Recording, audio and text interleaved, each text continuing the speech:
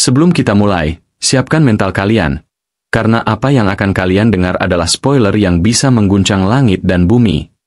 Ini dia kisah Tan Yun, sang pembalik takdir, sang Supreme yang bangkit dari kematian. Tapi ingat, kalau belum siap mental, lebih baik mundur sekarang. Dan pastinya, video ini bisa tayang berkat support luar biasa dari Dani lewat Saweria. Terima kasih banyak, bro. Kamu luar biasa. Langsung saja kita masuk ke dunia penuh dendam, kultivasi, dan kekuatan yang melawan takdir. Let's go! Sebelum dimulai ada Saweria dari Bang Dani, katanya semangat Min, siap abangku. Dari Sigit Iswandi, katanya maaf Min baru bisa sawer sadanya, ditunggu upload NTZZ-nya. Siap, makasih banyak ya guys sudah support Mimin, semoga kalian sehat selalu dan lancar rezekinya, amin. Tan Yun berdiri tegak di halaman Istana Putri ke-7, dikelilingi oleh aura misterius yang memancarkan kekuatan tak terlihat. Di hadapannya, putra mahkota Yu Cheng dan permaisuri Liu berdiri dengan wajah yang penuh kemarahan dan dendam. Mereka dikawal oleh sekelompok pengawal berbaju besi emas yang tampaknya siap untuk menghabisi Tan Yun kapan saja. Kau pengawal rendahan, kau bahkan tidak menunjukkan rasa hormat padaku. Yu Cheng melambaikan tangannya, memerintahkan para pengawal berbaju besi emas. Habisi dia untukku, perintahnya dengan suara yang keras.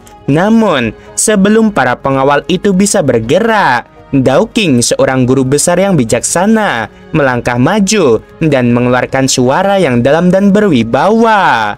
Aku ingin melihat semut mana di antara kalian yang berani bereaksi di vilaku, katanya dengan mata yang tajam menatap para pengawal. Para pengawal berbaju besi emas itu langsung terdiam, takut akan kekuatan Dao King. Mereka tidak berani melangkah maju, bahkan ketika Yu Cheng dan permaisuri Liu memerintahkan mereka untuk menghabisi Tan Yun. Mereka tampaknya sadar bahwa Dao King bukanlah orang yang bisa dianggap remeh. Tan Yun tersenyum sinis, menatap Yu Cheng dengan mata yang tajam. Yang mulia, pertama-tama, ini adalah pertemuan pertama kita. Wajar saja jika aku tidak mengenali dirimu, karena aku tidak mengenalmu. Apa salahnya jika aku tidak menunjukkan rasa hormat? Katanya dengan nada yang santai. Yu Cheng mencibir, dasar pengawal yang berlidah tajam. Kau anak kecil, aku akan mencari jiwamu sekarang. Tatap mataku, katanya sambil menatap Tan Yun dengan mata yang tajam. Tan Yun menatap mata Yu Cheng, tetapi dia tidak terpengaruh oleh kekuatan mata yang menangkap jiwa. Dia tahu bahwa Yu Cheng hanya berada di alam Tao tingkat ke-6, dan jiwa Tao miliknya jauh lebih lemah dibandingkan jiwa suci leluhur Hong Meng miliknya. Nak, tunggu saja aku.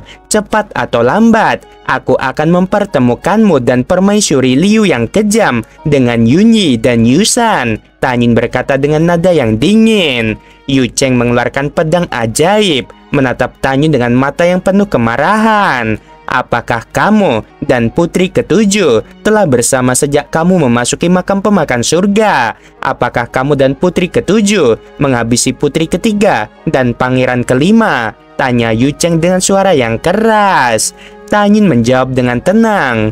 Tidak, kami tidak menghabisi mereka. Kami hanya melihat mereka memasuki makam dewa penelan surga. Karena mereka tidak kembali hidup-hidup, mereka pasti telah mati di awan 7 warna. Mendengarkan jawaban Tan Yun, Yu Cheng dan permaisuri Liu saling menatap. Wajah mereka dipenuhi dengan kesedihan dan putus asa. Mereka tampaknya tidak percaya bahwa Tan Yun tidak terlibat dalam kematian putri ke-3 dan pangeran ke-5.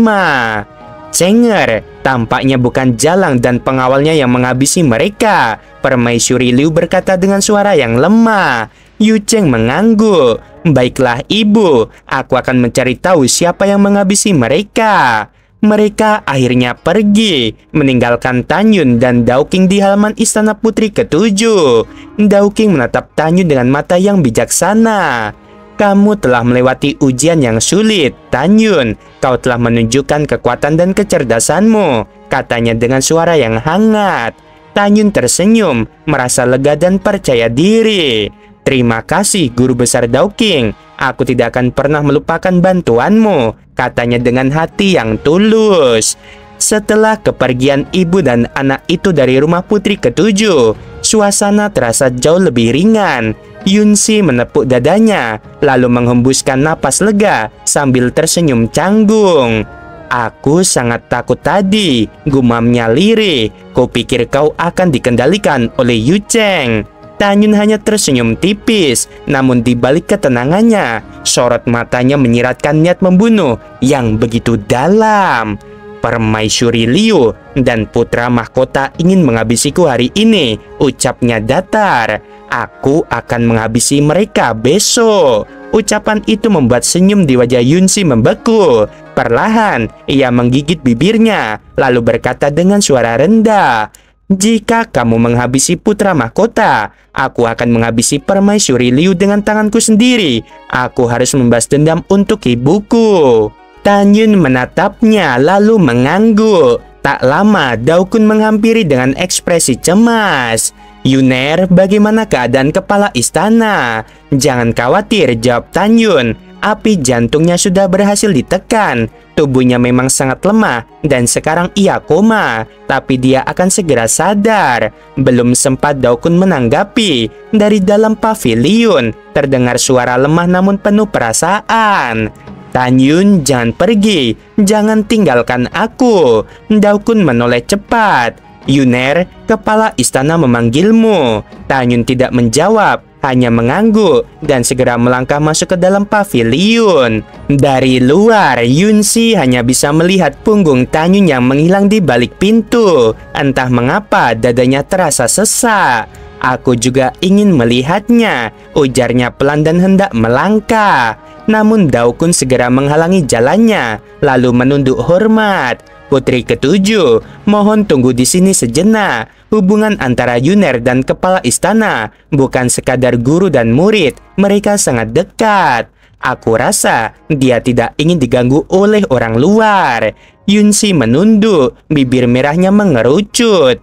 Di dalam pavilion, Fang Xiki terbaring di atas sofa, wajahnya pucat, keningnya berpeluh, dan tubuhnya gemetar pelan. Air mata mengalir membasahi pipinya, menyiratkan kesedihan mendalam yang tidak bisa diungkapkan dengan kata-kata.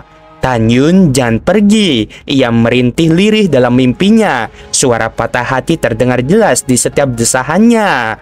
Tan-Yun duduk di sampingnya, menatap wajah pucat itu dengan hati pilu.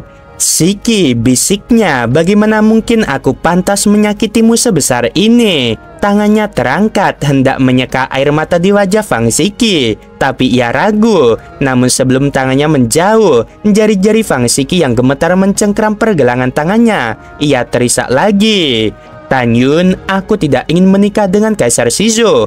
Aku ingin menikah denganmu." Sebelum kata-katanya selesai, tangannya terkulai lemas. Ia jatuh kembali dalam koma. Di luar, Daokun yang mendengar samar-samar suara dari dalam ruangan langsung terkejut. Jadi, orang yang benar-benar ingin dinikahi kepala istana adalah Tan-Yun. Daoking yang berdiri di sisinya tersenyum miring. Anak ini memang luar biasa, bahkan mampu merebut hati Fang Xiki. Namun Yunsi hanya berdiri mematung, hatinya terasa kosong. "Sier," Daoking berbisik melalui transmisi suara. "Apakah kau juga mencintainya?" Yunsi tidak menjawab. "Kamu harus bertindak cepat. Bukankah dia akan membantumu dalam kompetisi perjodohan? Bila dia menang, Kaisar akan menikahkan kalian. Gunakan kesempatan ini untuk membuat cinta pura-pura kalian menjadi nyata." Pipi Yunsi memerah. Ia menjawab pelan, "Guru, bukankah itu terlalu memaksa?" "Tidak ada yang memaksa. Kau wanita tercantik di seluruh dinasti Shizo. Tak mungkin Tan-Yun tidak tergerak padamu. Begitu kalian menikah, rasa itu akan tumbuh dengan sendirinya." Yunsi hanya menggigit bibir, diam dalam kebimbangan. Setengah jam berlalu. Di dalam kamar tamu, bulu mata panjang Fang Xiki akhirnya bergetar pelan. Matanya perlahan terbuka, samar, dan ia melihat sosok pemuda berambut putih duduk di sampingnya. Ia mengerutkan kening, suaranya lemah namun penuh kedinginan. "Mengapa kamu ada di sini? Keluar dari kamarku." Tan-Yun tidak menjawab. Ia hanya tersenyum dan perlahan menghapus penyamarannya, menampakkan wajah asli yang sangat dikenal oleh Fang Shiki. Shiki, ini aku. Fang Shiki terdiam, matanya melebar, dan air mata kembali mengalir. Apakah aku bermimpi? Bisiknya. Ini bukan mimpi, aku sungguh di sini. Aku tidak mati di neraka api kuno. Dengan tangan gemetar, Fang Shiki menyentuh pipinya, lalu mencubit dirinya sendiri. Setelah menyadari kenyataan, ia langsung memeluk Tanyun erat-erat. Mengapa kau berbohong padaku? Mengapa kau pura-pura mati? Aku punya alasan, jawab Tanyun dengan lembut. Jika aku tetap tinggal, kau dan Daokun pasti akan mencoba melindungiku dari Chu Xiaotian dan naga leluhur berkepala 9. Tapi kalian tidak akan mampu. Dia menatap Shiki dalam-dalam. Aku pergi agar kalian tetap aman, dan aku butuh bantuan Yunshi untuk menghubungi keluargaku di alam semesta yang lebih rendah. Fang Shiki terdiam, perlahan kemarahan di matanya mulai memudar. Maaf, aku salah paham padamu, katanya lirih. Tidak apa-apa, Tanyun tersenyum hangat. Yang terpenting, kamu sudah sadar bagaimana perasaanmu sekarang. Fang Shiki memejamkan mata dan merasakan aliran spiritual dalam tubuhnya. Saat ia membuka mata kembali, air matanya sudah berubah menjadi kebahagiaan. Tanyun, api jantungku sudah padam. Aku telah selamat. Tanyun mengangguk pelan. Itu kabar terbaik hari ini. Dan di antara mereka berdua, untuk sesaat tak ada lagi kata-kata, hanya keheningan penuh makna. Perasaan yang selama ini tersembunyi perlahan mulai menyeruak ke permukaan dan tidak bisa lagi diingkari. Tanyun membalikkan tangan kanannya perlahan. 7 batang rumput ilahi yang berkilau muncul di genggamannya, memancarkan cahaya lembut nan suci. Aku membantumu menekan racun itu, Shiki. Simpan rumput ini dengan baik. Gunakan untuk memurnikan pilmu. Dengan begitu, kau tak perlu lagi bertunangan dengan Kaisar Shizu. Mata Fang Shiki memancarkan harapan dan sedikit kelegaan. Kau tahu betapa berbahayanya racun api hati yang berapi-api itu. Racun itu seperti bara yang menggerogoti tubuhku setiap hari. Tapi sekarang, aku merasa ada harapan. Tanyun tersenyum tipis penuh kehangatan. Kita ini teman, jangan merasa terbebani atau harus berterima kasih berlebihan. Tiba-tiba, suara berat dan karismatik milik Dao-King Daosun bergema di benaknya. Yuner, Chu Xiaotian sudah memasuki istana dan akan segera kembali. Tanyun mengangguk pelan, matanya kembali menatap Fang Shiki. Chu Xiaotian akan kembali sebentar lagi. Aku harus pergi sekarang. Jangan beritahu dia kalau aku masih hidup. Fang Shiki mengangguk berat. Raut wajahnya dipenuhi rasa pilu. Kapan kamu akan kembali ke istana Tianmen? Aku harus menyelesaikan urusan penting lain dulu. Mungkin aku tak bisa kembali dalam waktu yang dekat. Fang Shiki menundukkan kepala sejenak. Wajahnya memerah. Setelah itu ia mengangkat wajah cantiknya dan tersenyum malu. Aku akan menunggumu di kuil Tianmen. Tanyun membalas senyum itu dengan hangat dan anggukan, lalu berbalik melangkah keluar kamar. Namun saat melangkah ke pintu, terdengar suara lembut Fang Shiki memanggil. Ia menoleh dan Fang Shiki menatapnya dengan mata penuh harap dan lembut. Jaga dirimu baik-baik, jangan lupa aku menunggumu. Tanyun tersenyum penuh kehangatan. Kamu juga jaga dirimu. Setelah itu, ia mengubah penampilannya dan melangkah keluar dari paviliun, menghilang di antara bayangan malam. Di sisi lain, Chu Xiaotian telah tiba dan segera melapor pada Dao-King Daosun. Saudara Dao-King, aku sudah mendapatkan obat ajaib yang kamu minta. Dao-King tersenyum lega. Tak perlu repot, tak lama setelah kau pergi, 2 muridku mengirimkan 10 rumput ilahi yang murni. Chu Xiaotian mengangguk puas. Tidak lama kemudian, Fang Shiki yang terlihat lemah berjalan keluar paviliun dengan anggun. Aku sudah diberi 3 pil untuk menekan racun api hati yang berapi-api ini. Aku sudah bangun sekarang. Chu Xiaotian tersenyum lega. Fang Shiki memegang 7 batang rumput ilahi yang tersisa dengan hati-hati. Kita akan mulai memurnikan ramuan ini begitu sampai di istana Tianmen. Setelah itu, Fang Shiki menyerahkan sebuah surat yang tampaknya muncul dari balik lengan bajunya kepada Dowking Dazun. Tolong sampaikan surat ini kepada Kaisar Shizou. Dowking menerima surat itu dengan anggukan serius. Tan Yun yang tetap berada di villa memberikan pesan rahasia melalui token yang diberikan Dowking kepada Daokun. Pesan itu berisi instruksi agar Daokun membantu bila ada kabar tentang Fang Shiki, bahkan memberikan akses mudah ke istana dan kota leluhur Shizou. Tak lama kemudian, Yunsi muncul dengan langkah mantap. Dengan suara tegas ia berkata, "Jangan cari mereka lagi, mereka sudah pergi." Tan Yun, Yunsi, dan Dowking Dazun berangkat menuju Istana 95 Kaisar Besar, tempat Kaisar Shizou menanti. Di dalam aula megah, Kaisar Shizou berdiri dari singgasana naga. Ia menatap Yunsi dengan penuh penyesalan. "Si'er, permaisuri sudah memberitahuku bahwa kematian Yi-er dan Saner tidak ada hubungannya denganmu." Yunsi menahan amarah di hati, namun tersenyum manis. "Ayah, aku tak menyalahkanmu. Jika posisi kita tertukar, mungkin ayah juga akan meragukan diriku. Semua orang tahu aku tak akur dengan saudara perempuan ketiga dan saudara laki-laki kelimaku." Kaisar Shizou tersenyum tipis. "Baiklah, aku senang kau mengerti." Yunsi mengubah topik. "Ayah, mengapa kamu memanggilku?" Kaisar Shizou menghela napas berat. "Ayah memintamu datang untuk membicarakan soal lamaran pernikahan." Yunsi mengangguk. "Semuanya terserah ayah." Kaisar Shizou menatap jauh ke depan. Wajahnya menyiratkan kesedihan mendalam. "Tunggu 3 hari setelah pemakaman Yi-er dan Saner. Baru kemudian aku akan mengumumkan bahwa lamaran pernikahan akan dilaksanakan 30 tahun kemudian." Yunsi tersenyum tipis. "Ayah, jangan lupakan janjimu. Siapapun pemenangnya harus kau nikahkan denganku." "Ayah berjanji," jawab Kaisar Shizou mantap, yakin bahwa Cikong memiliki peluang besar memenangkan kejuaraan.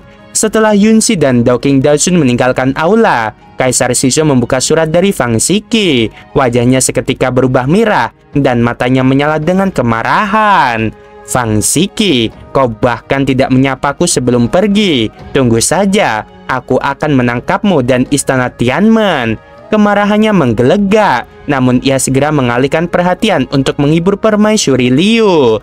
3 hari berlalu, pemakaman putri ketiga dan pangeran kelima diadakan secara megah. Seluruh kota leluhur Shizou berubah warna dari merah menjadi putih sebagai tanda duka cita. Permaisuri Liu menangis sampai pingsan dan Kaisar Shizou menunda lamaran pernikahan selama 3 bulan untuk menghiburnya.